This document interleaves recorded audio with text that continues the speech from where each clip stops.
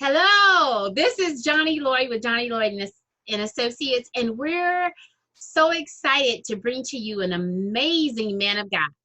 He is amazing and entrepreneur. He has so many facets and things that he does, and it's just an honor and a privilege. He is a brother. He is a friend. We have known each other for over 20 years, way over 20 years, Yes. and seen highs and lows, and we've been through several crises together. So today, I want to introduce to some and present to others Apostle, my brother, Caleb Pierce. Hey, Caleb. Amen. Thank you so much for that warm, big introduction. I hope I can fill those big shoes. Please. But vice versa, I've watched Johnny grow and mature and write books and be guest speakers, and we both have weathered some huge crises. And crisis has helped us in a lot of areas. So I think today's topic is going to really bless you. It really is. Yeah. And today's topic is actually how crisis can bring forth clarity and cause you to shift and make a decision for success, or cause you to maybe shift out of the direction that you thought success was going to bring you. And so let's just talk about that from the perspective of what is your take on that statement? Well, I think that many times we allow crisis to get us off track when there are some obstacles that are intentionally placed in our pathway by God. And so there are people who say, what doesn't kill me makes me stronger. I don't know if I would subscribe to that, but what I will subscribe to is a lot of times when God tells us, like he told the disciples, go to the other side, he knew that there was a storm. And so some of the crises that we come into, we have to be careful because it was intentional by God for us to go through that crisis. Definitely intentional. Yes. And and I like what you said, what the saying that what doesn't kill us makes us, when we go through something, makes us strong. But I would like to say that it causes us to learn. Yes. I think that's the strong, because sometimes people go through a crisis or a situation and it doesn't make them strong. That's And correct. it causes them to shift out of the lane or the perspective or wherever their pathway was, because they thought just because there was a disruption or an interruption that they're going the wrong way. But like you alluded to, is that sometimes disruptions or interruptions in our Right. life were already assigned to us to cause us to force ourselves through that to get to the other side, because God just does not just want us to know that he's with us, but we need to go through something so we can experience it so that we can get to the other side. And we just have to be smart about it. Now, the thing Yes. I would like to address is there's a difference between a disruption and an interruption. Yes. I would say that COVID, for me anyway, has been a disruption, Mm-hmm. almost like a brick wall, slamming into a brick wall, Mm-hmm. and everything in my life just changed. I mean, the things, how I look at things, how I look at people, everything has changed. Mm-hmm. An interruption is more like a bump in the road. Mm-hmm. And COVID is absolutely a disruption. And I'm seeing people make some interesting choices based on this disruption in their life. Yes. So what have you seen, and how can you help the people that are going to see this? How can you help them? Because you are an entrepreneur, you have all these different facets of you. Mm-hmm. So can you address that even as an entrepreneur? Yes, even as an entrepreneur, you said disruption versus interruption. There are times when we have to make adjustments, but it's almost like going on vacation. You don't cancel the vacation because you have a flat tire. You do what you need to do to make that adjustment and then keep moving. But a disruption may be you missed a flight. Now, I believe in both cases, let's talk from an entrepreneur. There are some things that we do and we realize that that's not going to get us where we need to be. So when you have a crisis and something happens and you find out that what you thought was going to take you there wasn't, I just used the example of going on vacation. Okay, so the flight is canceled or you missed the flight or whatever happened, but you recognize that you can get a rental car and drive an hour, hour and a half to another airport and get on a flight and get there to a similar time. So when you said this whole COVID just kind of disrupted, you didn't leave home expecting to have to rent a car, drive for an hour and a half, go to another airport to get on a plane. But I think it's very, very key when you start talking about crisis bringing clarity. If you understood that that's where you were supposed to be going, you got to be a person that's clear on where you're supposed to be going. And I'm going to get there. Motorcycle, helicopter, airplane, I'm going to get there. The crisis should be able to test your clarity for, do you really know what you're supposed to be doing? And if you know that, then you should be looking for another avenue to get around the disruption. You should be looking for something. Yeah. Yeah. I love that. It's almost like reconnecting to your why. Yes. Because Yes. when I know my why, whether it be through business, whether it be my faith in God, whether it be my relationships, because in relationships right now, people are in the same space. Yes. Woo, Oh woo, my woo. God. Yes. Like, oh my God. Yes. You know, everything is happening. So why? Why you have to remember why you're together. You have to remember why your goal was set aside. So if you don't know or you don't have clarity on your purpose, Yes. then this thing could knock you off track for everything until you get back. It could be painful, not just to go through it, but it could be painful on the other side of it. And that's huge, huge. Yeah. Let me give you an example. I think that brings out your point. In the animal world, in the animal kingdom, God has set it up that most species, the strong survive.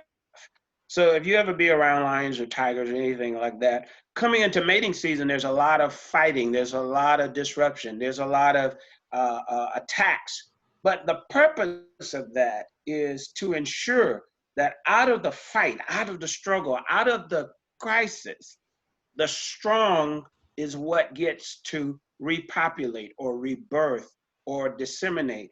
And I think that sometimes when people have fought through a crisis, whether it's a business or relationship or whatever, your why becomes right, straight, front, center. It's on your forehead.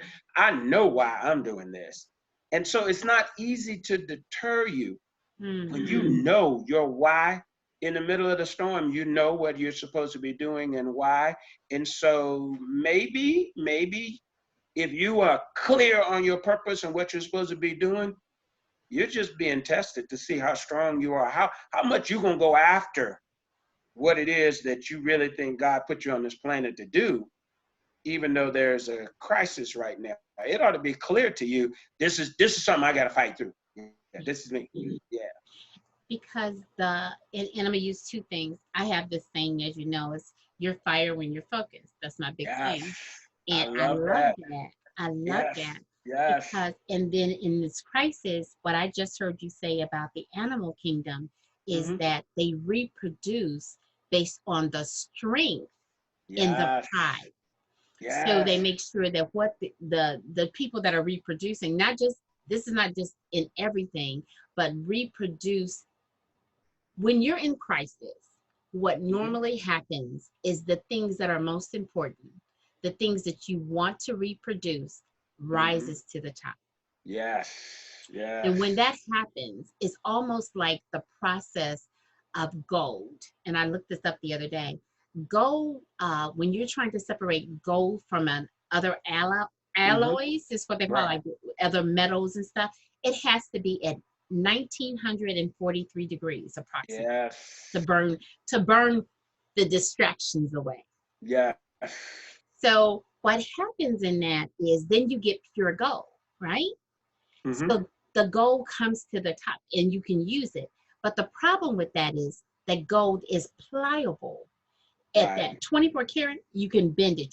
You can't use it just like that. So you want to add some of the things that we go through in life to make us stronger Come so that on. we can be used, Yes. and we Yes. can take what we just burn off the crazy, burn off Yes. the other stuff that we no longer need.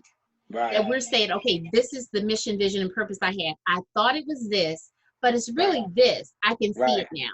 I have taken time and I've looked at things, and I know that I'm going to be better because I go after this thing.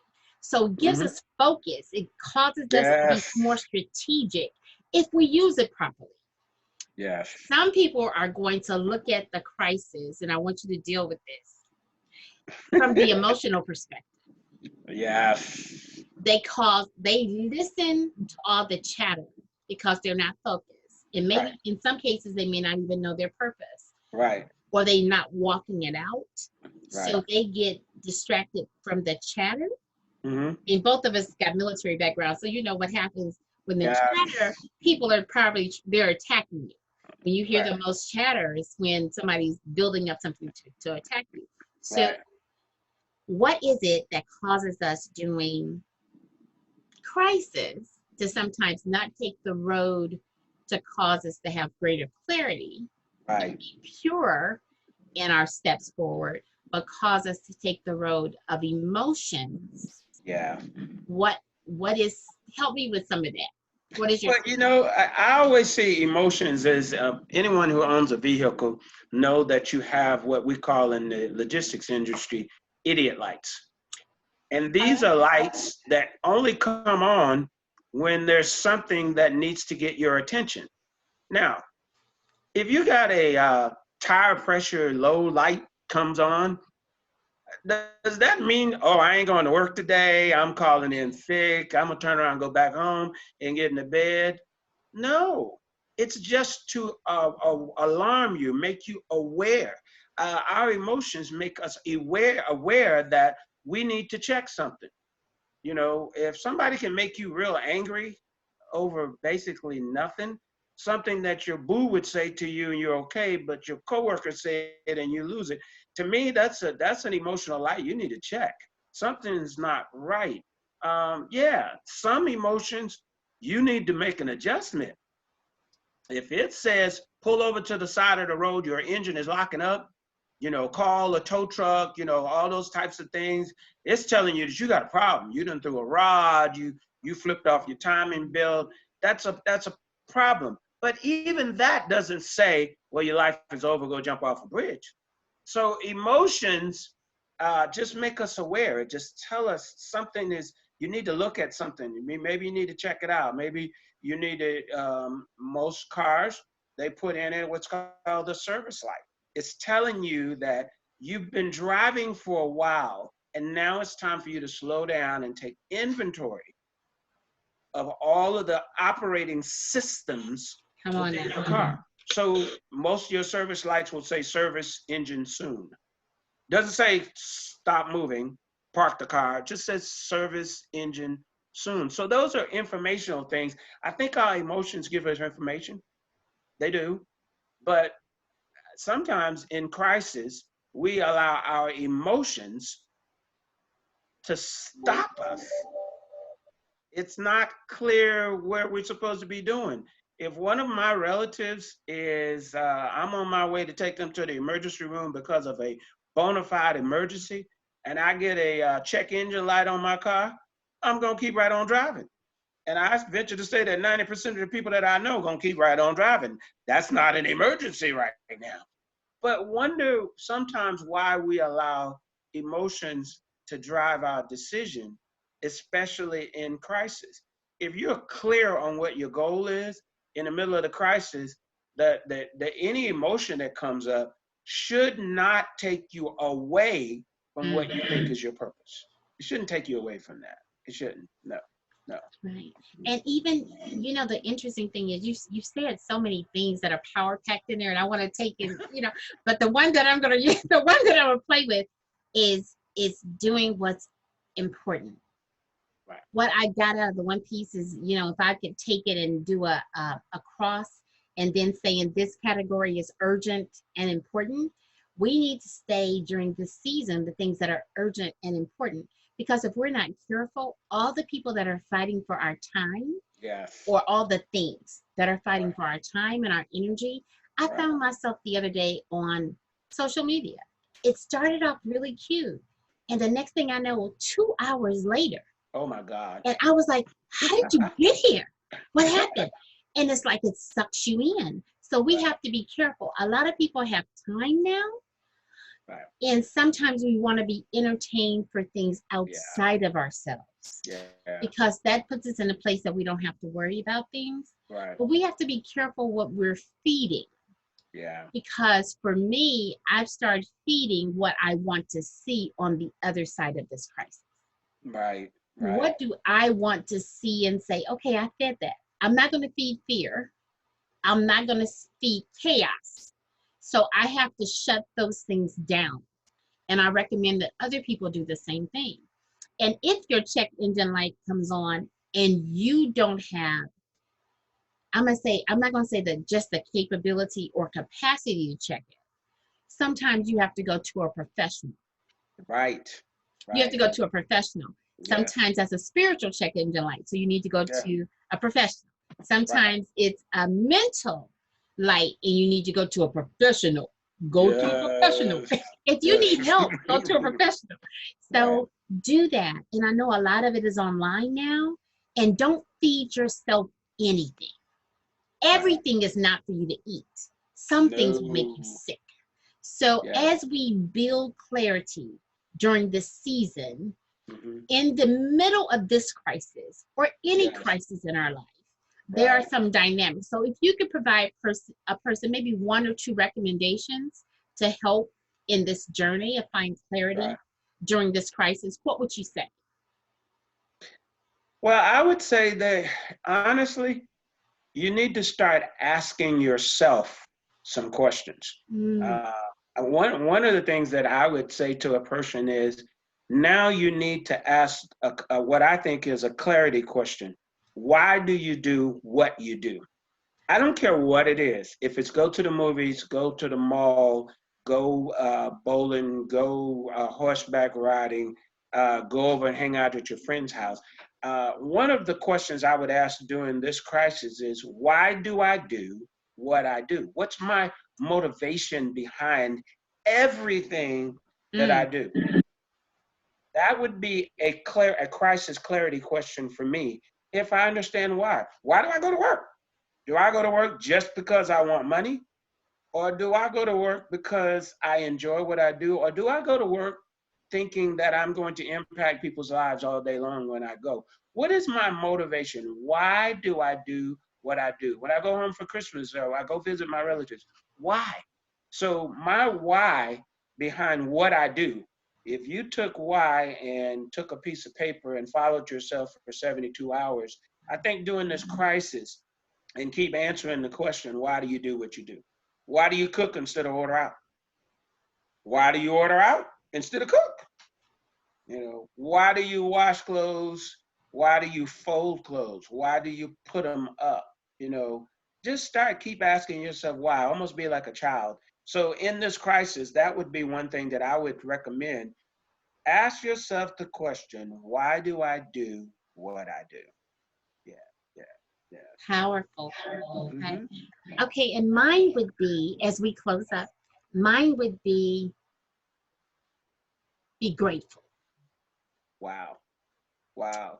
Be grateful. I started a gratitude journal right at the beginning of Lent, and of course, we went into this wonderful opportunity with COVID. And I'm saying opportunity. That's all I can say about it. You know, being on lockdown is not fun for me. However, I have gotten a lot of things done. So I would say be grateful. Be grateful for the moment and be prayerful for others. Think outside yourself. So if I was to provide something, is start a gratitude journal. Yeah, that's a good And one. that would help you with the why, because you may be asking yourself questions and you want to write them out. But in addition to that is be grateful, because people would love to have the problems that we have right now. Living where you live, driving what you could drive if you could go somewhere. that kind of thing. Yes. But be grateful. So, Apostle, is there any closing words you would like to give us, or anything No, like that? only thing I would say is what we're talking about, and we got some other facets of this we're going to talk about. Get clarity in the crisis. Get clarity. Get clarity. Start asking yourself, asking some professionals. Spend some time with God. Try and get some clarity in the crisis. Don't just. We talked about this earlier. Don't just do the emotional thing and do it because of your emotions, but actually spend some time being thoughtful. Be intentional and try and get some clarity during the crisis. Okay. Well, this is Johnny. It's such an opportunity.